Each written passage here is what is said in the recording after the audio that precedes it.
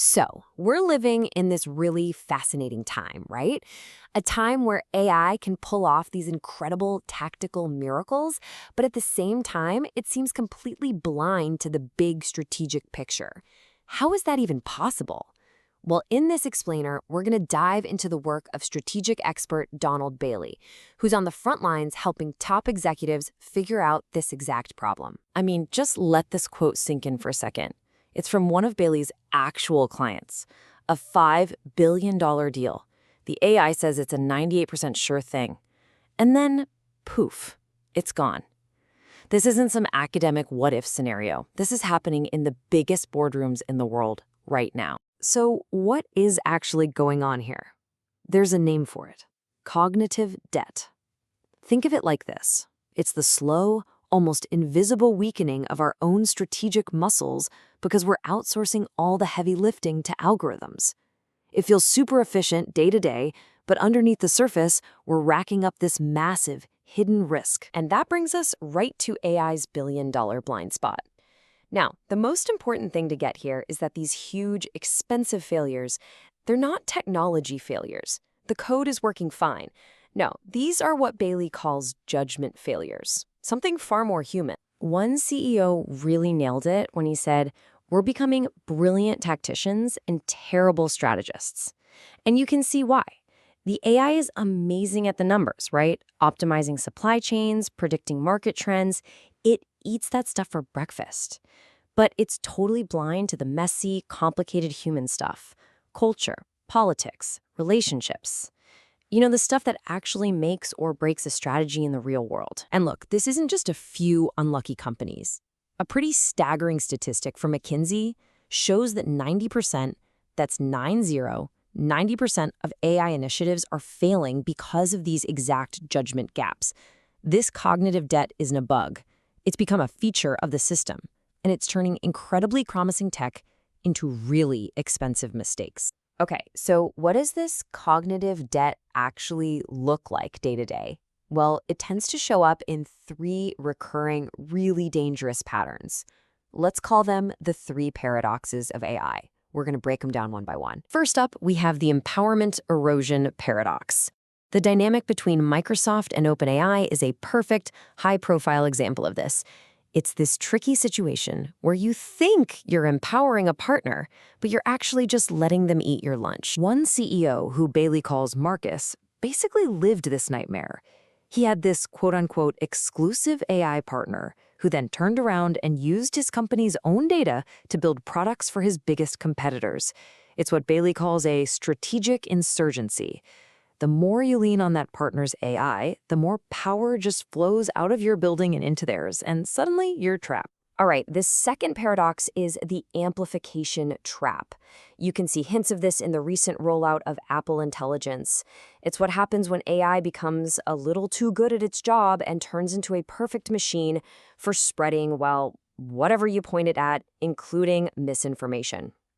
The story of a media CEO named Sarah is a terrifying example. Sarah's AI system, which was supposed to help, started generating and publishing fake news stories at scale. The result? A $50 billion collapse in trust for her company. The AI was just doing what it was told, optimizing for clicks and engagement, but it had zero ethical guardrails.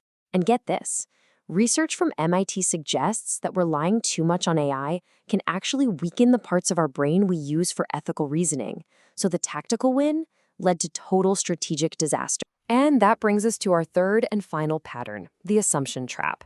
This one was exposed in the most brutal way by the sudden rise of the DeepSeek model, which pretty much made one client's entire AI strategy completely worthless. Literally overnight. So imagine you're this executive. You've poured millions into building this incredible proprietary AI model. It's your competitive edge. And then some open source model pops up that does the same thing, maybe even better, for like 3% of the cost. That's the trap. AI is brilliant at playing by the current rules of the game, but it has absolutely no ability to imagine someone coming along and changing the rules entirely. Only people can do that. Okay, so that's the scary part, right? Those paradoxes are huge and they're real. But just diagnosing the problem is only half the battle. So now let's flip this around and talk about the solution.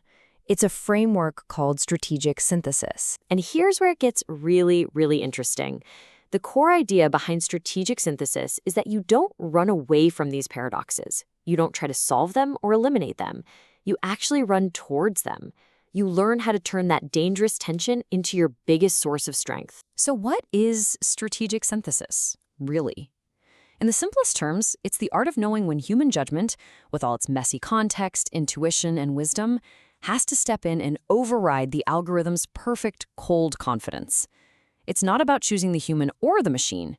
It's about fusing the two together. And this isn't just some abstract theory. It's a tangible, practical toolkit. It involves concrete actions, like creating what Bailey calls strategic friction zones, basically meetings designed specifically to challenge the AI's conclusions, or implementing bias detection protocols to hunt down those hidden assumptions. It's a real, repeatable method for turning that risk into resilience. Okay, so let's zoom out one last time and see how this all fits together. Because this framework isn't just a reaction to a 2024 problem, it really represents the next major evolution in strategy itself. When you look at it over the long arc of history, You can trace a pretty clear line of evolution here. You had Rockefeller in the 1880s who mastered influence and control. Then in our era, you have someone like Zuckerberg who mastered grafting human networks onto a tech platform. The argument here is that the next great strategic leap belongs to what Bailey calls judgment hybrids, the leaders who can master the fusion of AI's incredible speed with uniquely human synthesis. and here's the kicker, getting this right pays off, big time. Research shows that the companies that truly master this strategic synthesis don't just outperform their peers, they command a 40 to 50% valuation premium. That is a massive, tangible, bottom-line advantage. So when you boil it all down, here's the key takeaway. In an age where every single one of your competitors has access to the same data, the same clouds, the same algorithms, your one truly defensible asset, what Donald Bailey calls your last moat, is your organization's unique ability to synthesize. And that leaves every single leader watching this with a final, pretty provocative question. If these AI-driven vulnerabilities are actually the raw material for your next great competitive advantage, the only question left is, which one are you going to transform first?